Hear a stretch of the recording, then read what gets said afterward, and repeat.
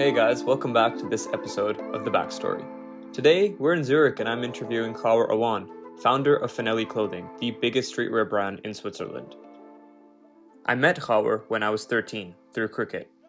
Coming from quite humble beginnings, Khawar gets refreshingly honest about sacrificing family ties, being resourceful, and also persevering on his way to the top. We also hear some of the biggest insights that he has to share into turning a passion project into a money-making machine.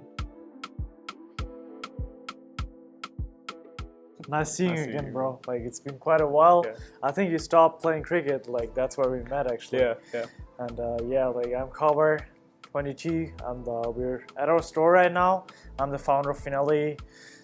Made Finelli when I was 19, and really happy that we already have two stores, one in Lucerne and one Zurich. We're in Zurich right now, so I'll show you a bit more of the store and tell about myself. Let's go downstairs. Let's have a look.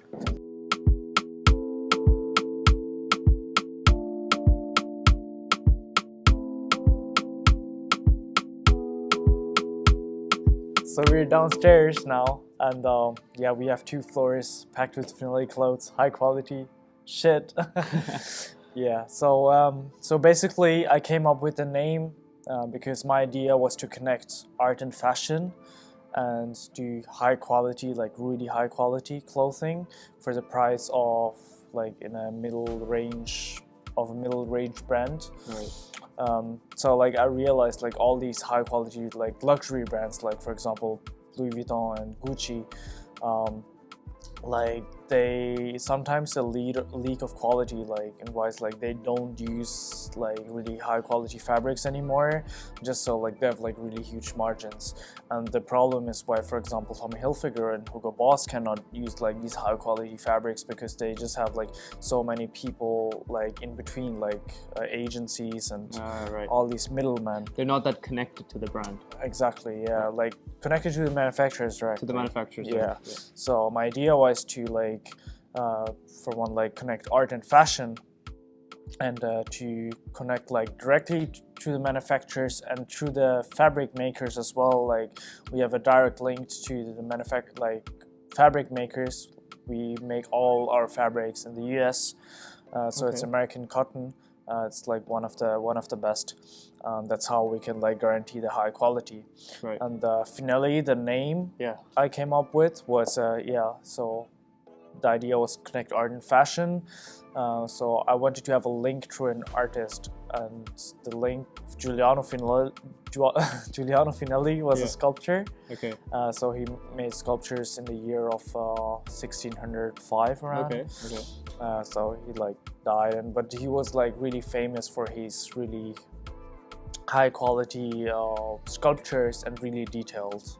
Like so he used, exactly. So he used like marmor and stuff to make his sculptures. So like the best of the best. That's what we just like try to bring into Finelli, like using high quality fabrics and connecting art and fashion and being unique. The story is like I was in the Louvre, the museum in Paris, and that was the time when I was like trying to get some inspiration and try to like get a nice brand name, because I often go to museums and stuff just to get an idea. To get some inspiration, because I'm just like a big fan of art. So I went to Louvre and then I saw his sculpture, and I was like crazy, like, and then I went in like to read his story. And that's how I came up with the name. And then also like he had a sculpture with you can blend in the picture like with the he had a special crown around the neck. Like the sculpture had a special crown around the neck, and that's how I made our icon then, like with these kind of details. So I got the inspiration from there as well. That's the story how that's the brand. came up with the name. So the idea was just like making high quality clothing, connecting art and fashion, and much love into detail. And is just the one final thing I wanted to ask, is the target age group like 18 to 30? Have you narrowed it down? What's the age that you're trying to go for? I'd say like, especially into the story, like where we like met people personally as well, we could say like most of our clients are between 17 and 25, 17. 26. But also like, I mean, just before, there was like there was someone like around 60 who came into store. So like we make clothes for everyone who is fashion lover basically, and just likes being unique. Cool.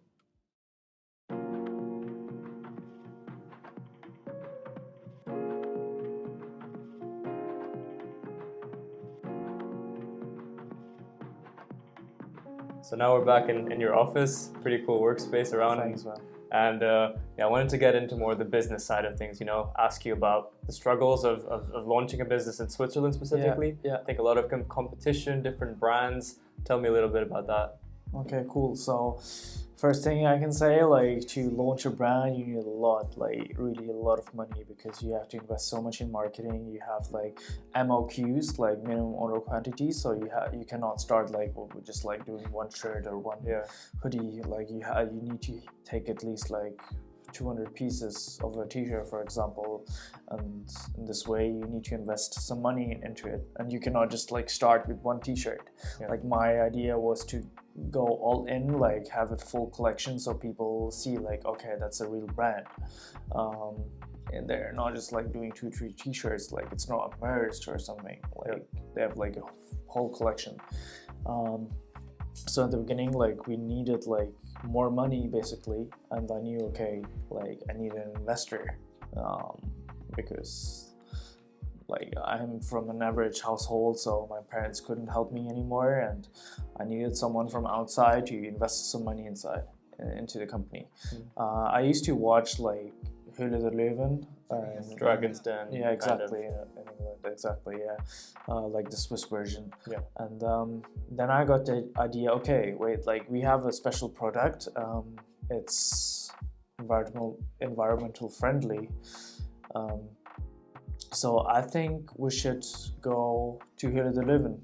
So I applied for the casting there. So basically, you have like 3 castings before you can pitch in front of these lions. So I went to the first casting, they were okay. Next casting, okay. Third casting, they let us through, and then I could finally pitch in front of these lions. And then we got a deal. It was like really cool. Like I was ultra hyped. I was like, okay, cool. Like we're getting 100K now. 100K, like okay, our business is set. But then I realized, like after half a year, after like things went and stuff, like things just started rolling and stuff, and we launched one collection, next collection, and all collections were sold out.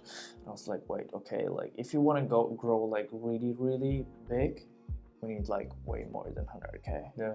100K is just like one collection, like it's just the starting point. Exactly, yeah. And then I was like, okay, actually we need like way more money. So I was negotiating with them. It just like takes a long time after the castings until they like get back to you, and first they like the lawyers contact you. It's a whole process. It's a whole process. Like it takes like half a year to get like first contacts, like first meetings, and then within this half a year, like we did a lot. Like we launched 2 collections successfully, and then I was like, okay, like we pitched half a year ago, but the company value was back then half a year ago it was this, but now because we launched 2 collections successfully, it's this.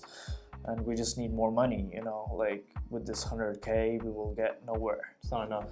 It's not enough. So I mean, when you compare to it, 100K, we only need like 80K to build up the store in Zurich. We have one more in Lucerne. Like you remember the thing in the back? Only this was 600 francs. Really? Like all these small things here and there take like a lot. We like changed all these lightings.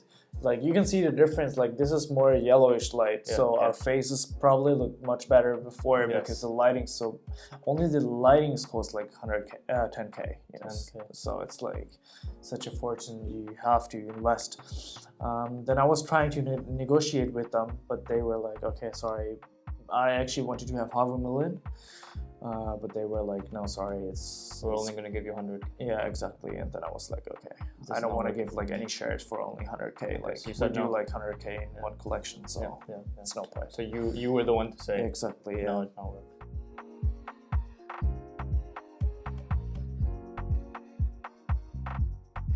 Well, I mean, the main part from this is that money is crucial, Yeah. but especially in Switzerland, right? Not in Switzerland, especially like in every business. Every country? Because money, like cash flow, Yeah.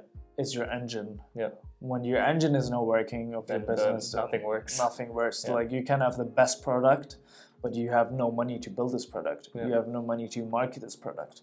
So you will get nowhere. That's why it's really important for us that we just like sell the stock as quick as possible, get some new money in, launch a new collection, because people don't want to see like the same stuff over and over, you know, they get tired of it. because they just get tired of it. They want to have new collections, they want to see new things, they want to see, okay, wait, they're taking part here, okay, cool, they're doing sponsorings here, Finelli is here. Like you just have to like present yourself everywhere, literally. And for doing this, you obviously you need money. Exactly. And like competitors wise, you know, there's so many brands, especially you guys are starting off. So did you have any like experiences with your competitors that you want to share or talk about? Yeah, like in the beginning, like luckily in Switzerland, I'd say streetwear wise, we were the biggest. Even like Blick, you know, the newspaper, like they wrote this in the article that we are the biggest streetwear brand, and we did this like in such a short time, and that was actually really cool. Like to know, like even like you must feel a journalist like realizes it. Okay, we are actually the biggest because this journalist like he did a lot of research into it. So he checked like the competition and everything and the numbers, and then he wrote like, okay, like Finelli is actually the biggest streetwear brand, and that was like cool to know. You know, like we actually made it. Like we're the biggest. You know. Jerry, I see you. What up?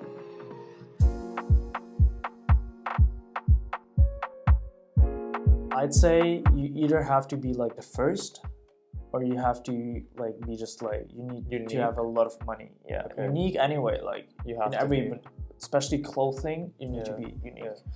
That's how like people actually the biggest mistakes what people are doing right now. Like all these brands you were saying, like there is a lot of competition. But the difference between us and them is we are a brand and we're doing like unique designs. What they're doing is just like printing the name of their brand on a t-shirt. That's not a design. That has nothing to do with the brand. But do you not think simplicity is what they're kind of going for, and a lot of people buy it for the simplicity? For example, I think nowadays, or maybe in the last 5 years, there's been like a trend to go for stuff which is less like blingy, more you know, less text and less design and more just maybe, as you said, the name of the brand. So do you think simplicity has its own way and you can still use simplicity and mix it with what you're talking about? Designs? Yeah, you can do like simplicity, but then at the back end you need to do a lot of branding for it. Yeah. Like even like Carhartt, you know, you're wearing this hoodie because not like, I mean, if this would be covered, then no one would know like it's Carhartt, but you're wearing Carhartt because, you know, like the story of Carhartt, you're connected with this brand, you know. Buying it for if this like if here would be like, for example, just a name, for example, like random name, I don't know, like an Indian name or whatever, like you wouldn't wear it anymore. Yeah. Because even though it's just a name and it's like same hoodie, it still has a branding on it. And that's why like you can go simplicity, but you still need a lot of branding, like sponsorings and everything. Like, I mean, there is some brands who actually made it. For example, like Trapstar, they also like mostly just like print their names on it. But they have so much branding behind it. Like Central C is wearing it. Like literally, like rappers have tattooed their names on the bodies. That's fucking branding. That's the craziest branding you can get. And that's why people are wearing it. I mean, if another name only, like if Trap Moon would be on it, no one would buy it. Like it could be like the same exact design, no one would buy because it's not from this brand. That's why like branding is everything. So I think what you're also talking about is that people build like a connection to a brand. Exactly. So at one point they stop caring about what's, as you said, like the design, but they have been so connected to this brand that no matter what they pull out, of course you have a choice, but they will get it. So that's I think what you're trying to get to, you know, a point where you have, and I'm sure you have a few right now, but you know, lifelong loyal supporters that Yeah. would buy whatever Yeah. you sort of release. Exactly, and you just have to figure out your way, like how you can make it. Like my idea was to connect art and fashion. This is, you just as a brand, you just need to have like a red line, you know, like people, even though if there is not any brand written on it, people know, okay, that's Finelli because of the line art or like of the special something fit about the and of the design. colors. Like people like see our cream white, for example. Cream white is like our color. Like they see this color and are like, okay, this must be from Finelli, you know, or the cut or the fit or like, because we have just like so many small detailed unique things where you can recognize the brand with.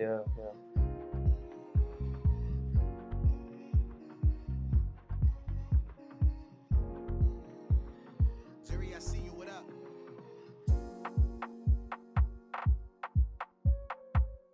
One thing I wanted to ask you about, you touched upon how it's, you know, you need a lot of money to start off, and I completely understand that. A lot of people I've seen on, like, for example, TikTok comments and stuff, they complain about prices. People like to complain about everything, but a lot of the times it's to do with the prices of clothing. So what is your sort of response to that? Because I'm sure, as you just said, it takes so much money to start. So you price it at whatever, you have to make a certain margin as well. So what's your response to people who say it's too expensive? I mean, these people who say that, they're just like used to buying H&M and Zara, you know. I mean, fair enough. They're used to spending like 10 francs. Exactly, and this is also like H&M and Zara. This is fast fashion, and that's literally where we are where we are trying to avoid, you know. Yeah, you don't want to go down that line. We want to like teach the people, okay, like get away from fast fashion, because fast fashion actually like destroys the fashion industry. Because that's not the idea that you wear like a t-shirt like 3 times, wash it 3 times, and then it looks like shit, you know, like you cannot wear it anymore because it has like so much peeling on it. And I mean, our idea was that you can wash like a hoodie like 20-30 times and it still looks fine. For example, like this hoodie, like I've at least like wore it like, I don't know, a year and washed it 20-30 times, but like you can still see like it's not faded, like it's completely black, and color, the unique like patches and stuff. Like we also use a lot of embroidery and just like unique things. For example, like here we like patched another fabric and stitched it on it. Like I don't know like another brand who did this, you know. It's just like kind of small things we just like trying to show people like there's work behind this hoodie. It's not just like a Zara t-shirt, like simple shirt where it's like nothing is on it. It's like really cheap fabric and stuff. And people like, once you had our fabric in our hands, in your hands, you'll realize, okay, wait, like 70 francs for a t-shirt, okay, that's way too less. Like it's worth it. Yeah, like you should be like priced more, you know. So you want people to try it before just commenting nonsense? They're just like, they don't have an idea. They're mostly like 12, 13-year-old kids who are just like used to buying H&M and Zara. So I'm like, no, that's people who are actually like, I mean, that's why Yelmoli is buying us, you know, and like Breuninger, because they know like their quality is really good and their pricing is like good. So that's why we are actually bestseller over there, because people go to Gucci, like touch their fabrics, come to ours, and they're like, okay, realize, oh wait, their fabric is much better. Like, why should I pay like 600 for a t-shirt when I can just like pay 70 and just like buy 4 or 5 of them? So you have better fabric than Gucci? Much better. Much better? Yeah, I can tell. Like, yeah.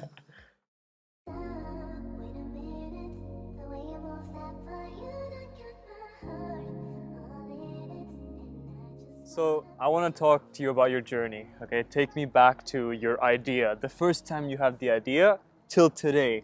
All of the different obstacles that came along the way, family support, pressure. Talk to me about your story. Okay. I think, I mean, before having the idea of Finelli, like, I was always like a big fashion lover. I was like around 14, I started like stitching and like doing my own clothes. We always like went to Pakistan like every second year, and my uncle had this big like jeans manufacturing in Lahore. Okay. That's where my parents are from as well, and I was also born in Lahore.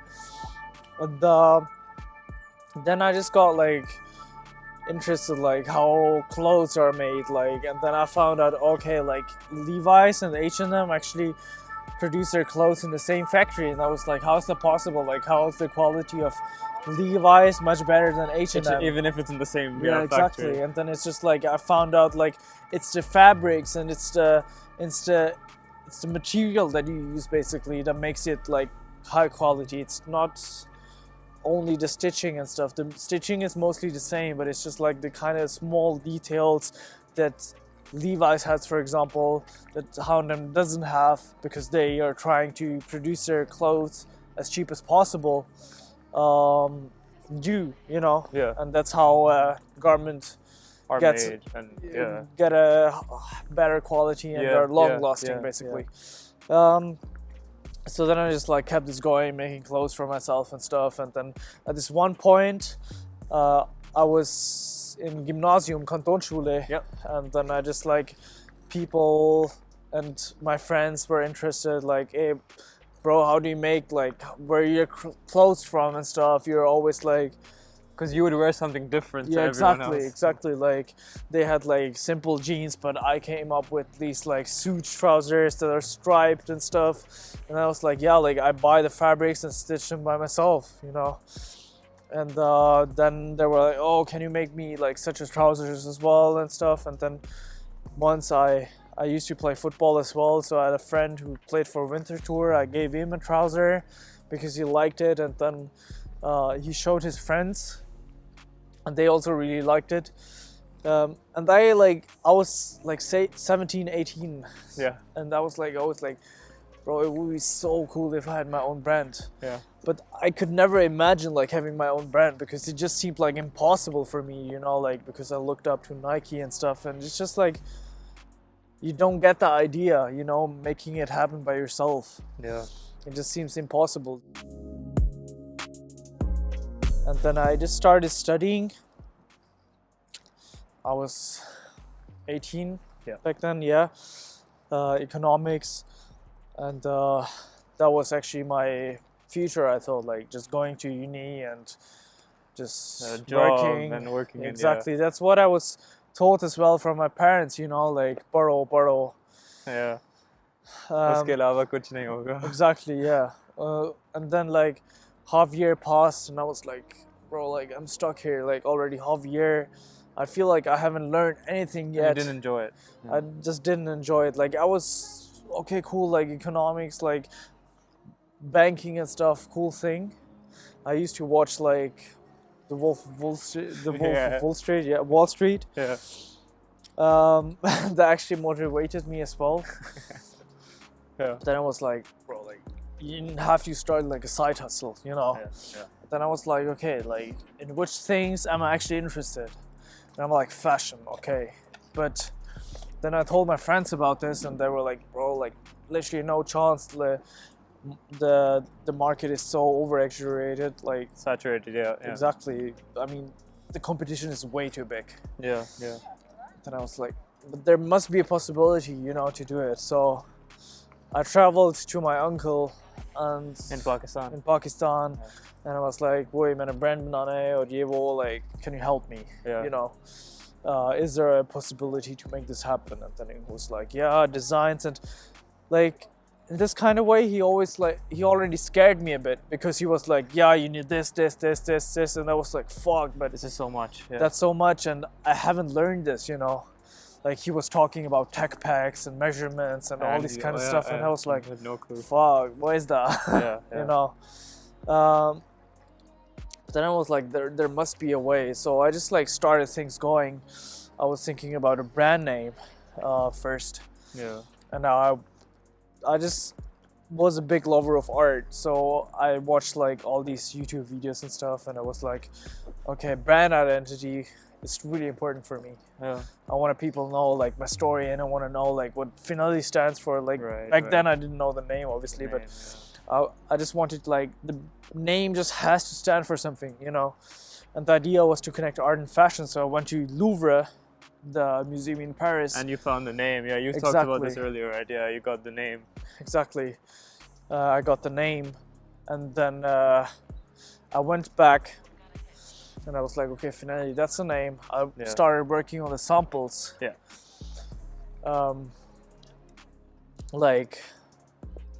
to make my first production, I needed like 9 months just to like get some money as well. I was working as well next to my university. Okay, at the same time, At the same time. So I just needed like some times because I had like exams and stuff. I could not fully focus on it. Yeah. But then I was like, I passed my exams and I was like, okay, shit, like that was tough. I have to focus on either like my business or the studies. the studies, yeah. And that was like, okay, like I finished my 1 year. Yeah. Is this what I want to do my whole life? Yeah. And I was like, I can start studying like whenever I want to, but making a brand like in streetwear, demand is really high right now. Can imagine, yeah. It's now. So I dropped my first collection then. Okay. After 9 months of development, just like. And you were making still samples. in university at this time, or this is after dropping out? This was just like after thinking about dropping out. Okay, I was still thinking at about university, yeah. Got it. And then I dropped I Dropped the first collection. first collection, Yeah. exactly. And literally like only 2 friends bought like a piece of it. 2 friends. Yeah, only 2 friends. And I And- like was studying and had some friends. I just like knew some people because I mean I played cricket, football, whatever. So I just Yeah. had some few friends. Yeah. And I was like, at least like 50 people who know me like will support me, but only 2 supported me. So none of your friends were actually there No. for you when you needed them. Exactly. And in the beginning, like because I was producing in Pakistan, like my first collection I produced in Pakistan, that's where the production costs are like quite low. So Quite I low, could yeah. afford making a t-shirt I was selling a t-shirt for 30 francs, you know, Yeah. like literally everyone has 30 francs, but no one would like get the idea to, you know, like support someone. And I could just like hear people saying, oh, what's Khawar doing and stuff? Is he dumb, like making clothing brand? Like literally like the competition is so high. Yeah. Like all these kind of things that actually frustrated me. But I knew like in this time, okay, I started with this. I'm not gonna give up. Like this is actually my dream. Like I made this brand happen. What I like wished for like 4 or 5 years. I couldn't like imagine it like to make our own brand actually. So I'm not gonna give up on Give up this. now, yeah.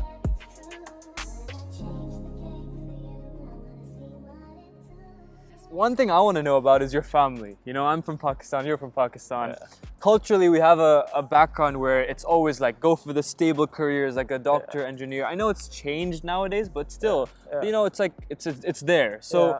how was the family support for you throughout this entire journey? Yeah, it was actually hard in the beginning because my dad used to always like tell me, like my biggest dream is just like tum parjo, like that you make like good education and like successful studies and stuff.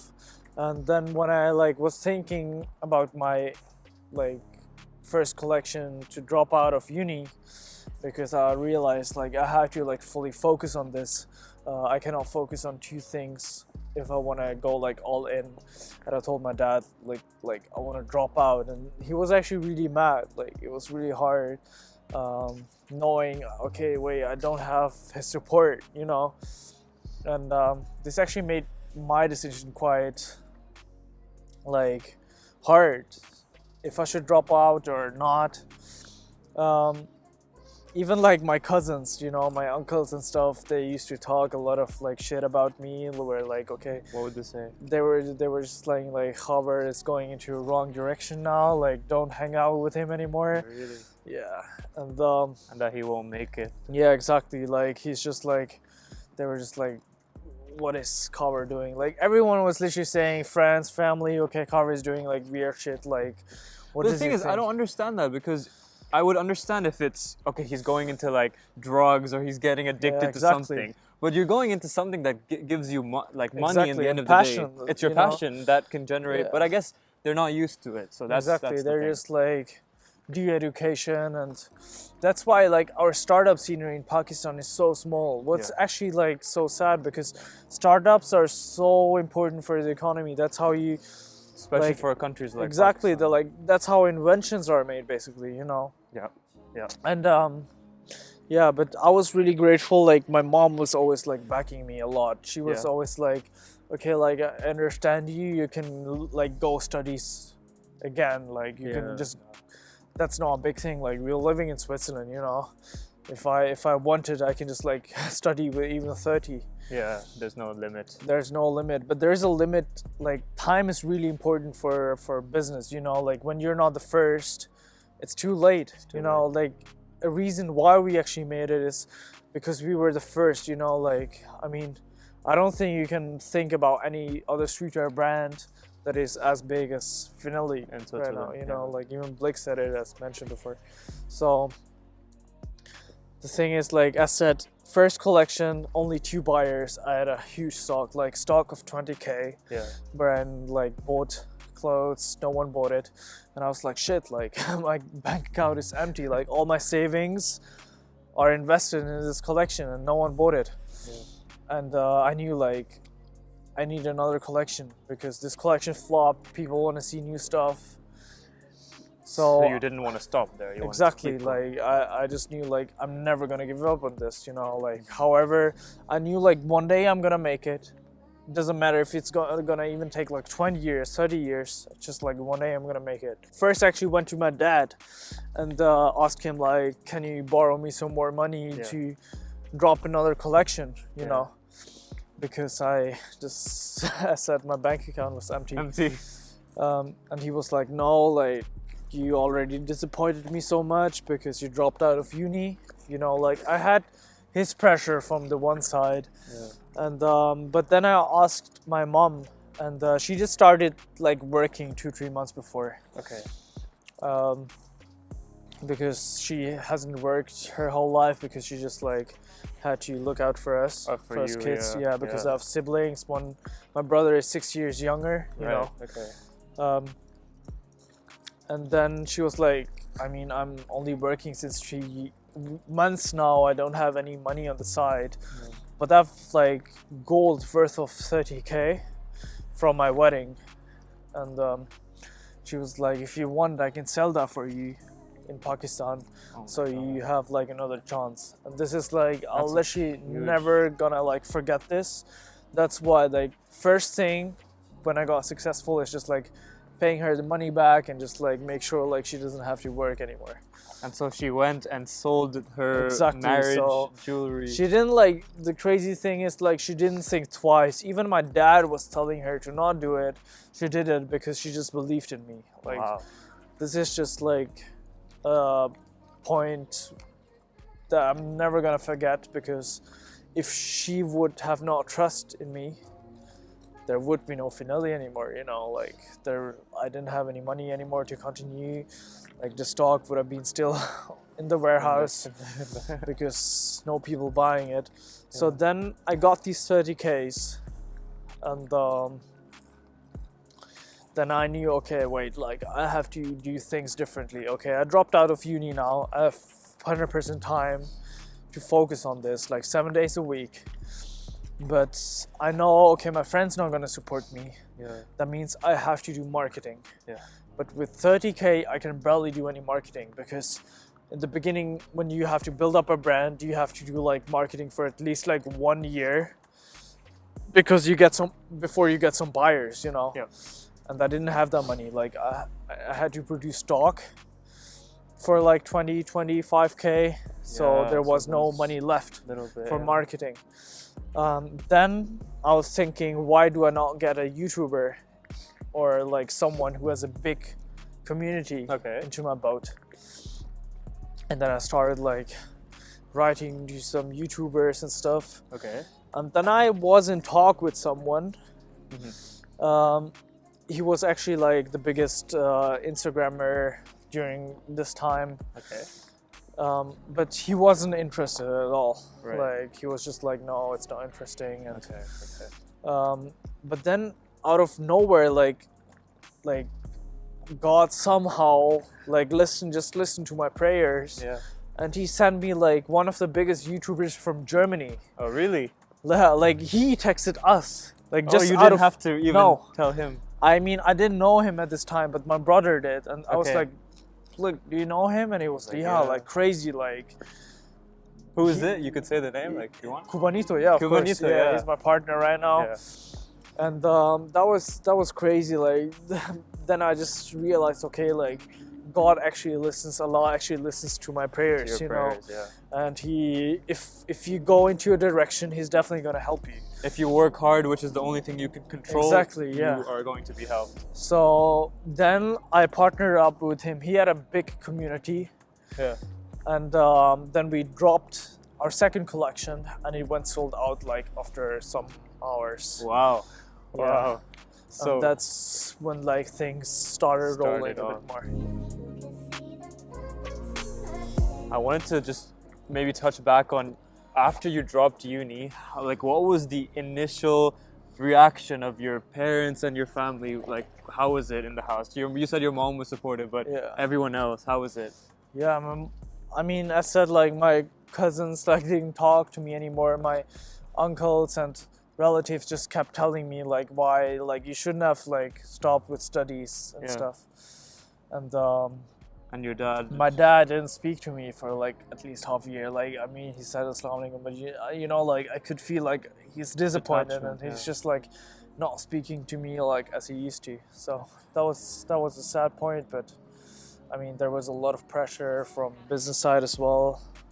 Yeah. And So- now that you've done more and you've actually achieved, success, Yeah, has that reaction changed at home? yeah, definitely. these like, people? especially like from friends, I can tell like people are like, I keep hearing like, especially teachers and stuff. Even they're like, oh, this kid went to school with here, and also like my friends are like, oh yeah, we know him. It's a good friend of us. You know, like now people are actually proud and say like, yeah, we know this kid. Yeah. Yeah. And it must feel good, when you have achieved something Yeah. that nobody thought you would. Yeah. And then you go to the same people and you don't even have to say anything. Your work Exactly. speaks for itself. I mean, the thing is just like in my head, I haven't achieved anything. Like the goal is just way too big, but Just to keep going. it's just keep like pushing. motivating, like hearing. Yeah. To hear. Yeah. Yes.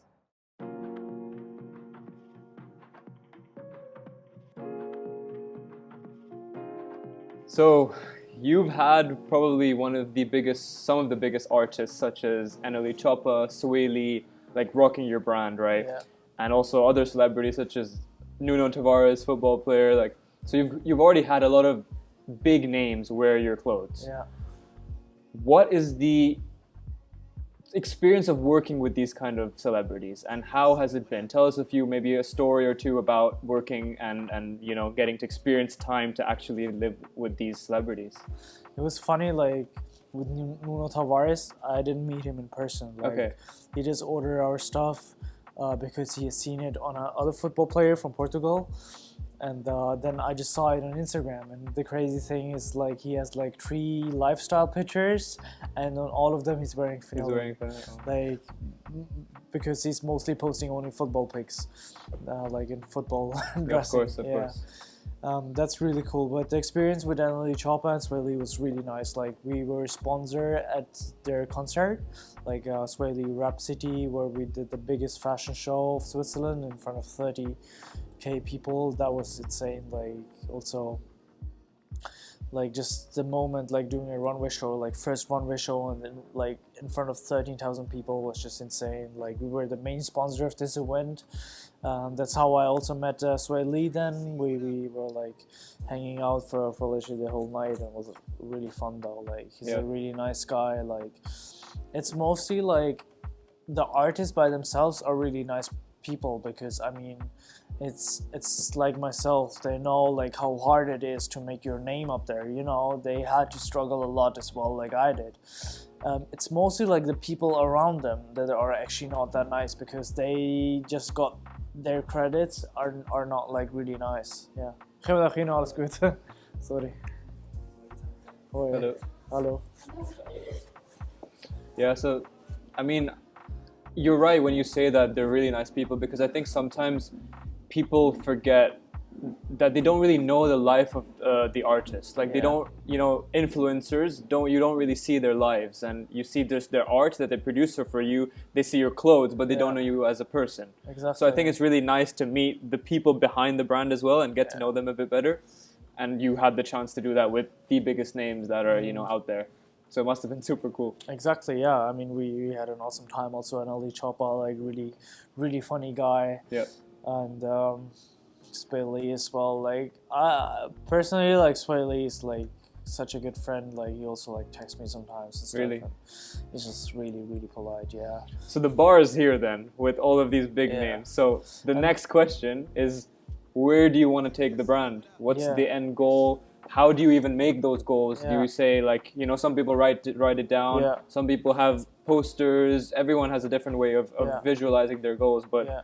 what's the goal and how do you aim to get it? I mean, the crazy thing is like when these kind of people wear your stuff, then you know, okay, the product has to be good because it's not only once they wear it, like they wear like all the time, and I can also like show you the screenshot, or you can blend it in, like where he actually like texted me back, like, bro, like favorite hoodie, Really? He reacted on a story like where I tagged him, and that's where just like where you realize, okay, your product is actually good because they like people like Sway Lee, they get like sponsored things from Dior and Louis Vuitton, like all these crazy brands you can imagine. But they still go for They yours. still go for Finelli, and that means like, okay, you have to be like doing something right. Like some people don't realize, they're like, oh, okay, he's only wearing it because he got it gifted, but the value of their clothes, just in general, they don't have any value for these kind of things, Mm-hmm. They're just like wear whatever they like. If they have to pay like for 10K for a shoe, They'll do it. they'll do it because they have the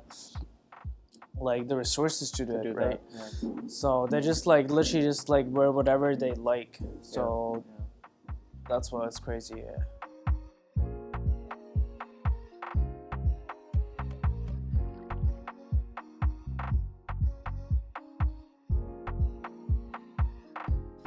So what's the aim with all of this? Finelli, got some of the biggest artists, a lot of success now, in Switzerland and also in different countries. But what's the aim? Where do you want to go with this? Tell me. So the biggest goal is just there is like a list of the 100 biggest and most famous brands, and I just want to have my name on this. Like that's my biggest goal. I don't know when it's gonna happen, like 20, 30, 50 years. But that's like the biggest goal, and that's what I'm aiming for. I also don't really like to set like goals for like the next 5 years or 6 years. Too long. It's too long. I'd rather like just like plan the next step, until we reach like our biggest goal. That's when I know like, okay, we have achieved it. So yeah, I mean we already like have 2 stores selling to 30 big retailers all over Europe. And I just want to keep things going, like get more retailers, keep dropping awesome collections, keep connecting with like famous people. That's how we're gonna build a brand. Network, yeah. Exactly, yeah. Yeah. I mean, it's just like a process. Like we did some things right, we did some things wrong, You learn from those. and we learn from it, and we just like keep focusing on the things that work for us. And in doing so, do you write it down? Like, what's your process to making goals? Is it a team effort? Yeah. How do you do it? I mean, I always like plan my next year like within like January. Like okay, so like a yearly basis. Yeah. Exactly, yeah. So I know, okay, we have 30 retail stores now. Next step, I want to get into 50 or 60 retail stores. That's how I can like get more revenue, and that's the revenue I need to get this big. And we can scale our business to a level within a year because we have to pre-order the stuff. Like we have to do prepayments. That means we cannot like do this year 100K revenue and next year like 10 million revenue. It's not possible because we gotta like sell the clothes, we get the money back, and then from the profit we keep growing. Like we reinvest in that. Yeah, so that's the like the maximum revenue you can get this year and the possible revenue you can get. Like that's how I plan. And yeah, like I know like, okay, I have to sponsor these kind of events. I know, okay, that's the amount of events I want to make. I planned another store for Zurich. Okay. Yeah, so I just like do these kind of plans, and yeah, I just like usually I just don't talk about my plans a lot. I just like do it. I just like to grind with. Also, don't like write it too much down or think about it. Just like start doing it because I just like learned, okay, you can like as you said before, like idea is one thing. You know, like you can write ideas down, keep writing it down, keep writing it down, but it's not gonna get you anywhere unless you do it. Yeah. So my motto is just like just start doing Do it, and when I have an idea, okay, start it tomorrow right away. I want to open a store, okay, I'm gonna like start sourcing the location and everything like right in the morning. That's Makes sense. just like Makes sense. how I do stuff. Mhm. Like I'm just like I think you just have to be like really spontaneous, flexible as well, and just whenever you have an idea, just like start doing it. Certain. Yeah. Well, thank you so much, Khawar. It was a beautiful day. You know, we got to experience your office, your stores, and also really get an insight into your journey so far. So thanks so much for this opportunity, and wishing you, you know, the best of luck for the future as well. Cool, man. Thanks so much for coming by. It was really fun with you guys. Guys, make sure to follow the backstory. And yeah, really excited for the next videos and interviews. See you soon. Thanks, Ciao. bye.